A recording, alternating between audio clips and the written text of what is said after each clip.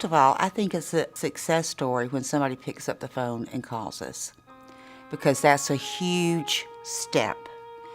And this is Safe Shelter's 36th year in Savannah. And year to date, no one in any of our programs or services has been killed.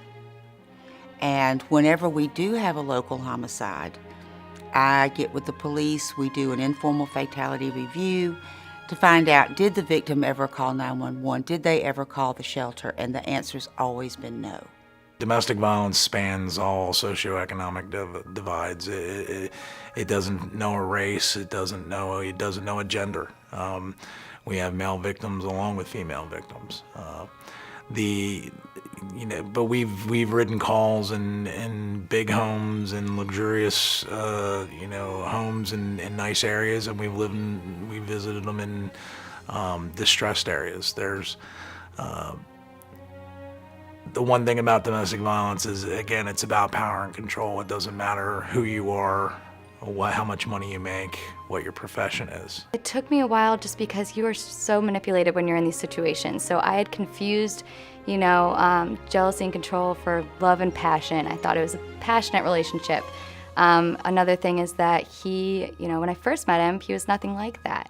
And so once he started putting these rules on me and started controlling me and started becoming more emotionally and physically abusive, I started to feel stuck, because when you have these fights, you have this big turnaround where he is begging for your forgiveness. So you're just manipulated, and it's really difficult. It's confusing. So I think that's why a lot of women stay in abusive relationships, because they think that they can change their abuser, or at one given time that things will just become normal. Or they may have experienced domestic violence growing up in their household, and they don't realize that being abused is not a normal and healthy relationship.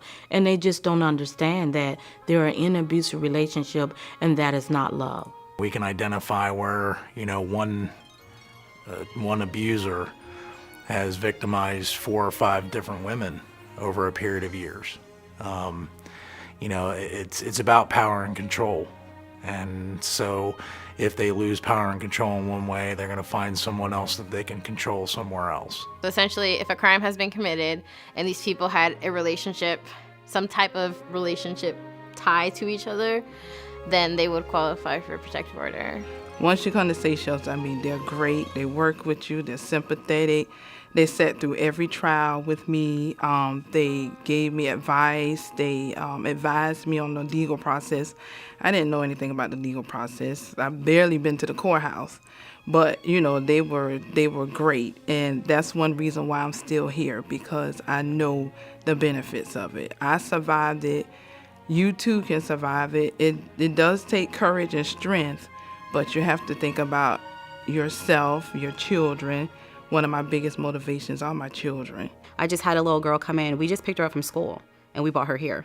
And she was like, "Where are we?" And Mom was like, "Oh, this is where we're going to be staying for a while." So it's something that we have to sit down and kind of explain to them. This is the reason why we're here. You have some children who come in, and a couple of days later, Mom is saying, "This is the first time my child actually slept through the night without crying, without trying to look for me." So it's those type of things that you see. And then by the time they're leaving, you can see their behavior change.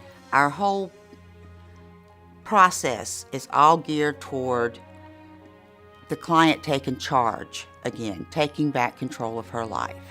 So we don't sit down with somebody and say, "This is what you need to do."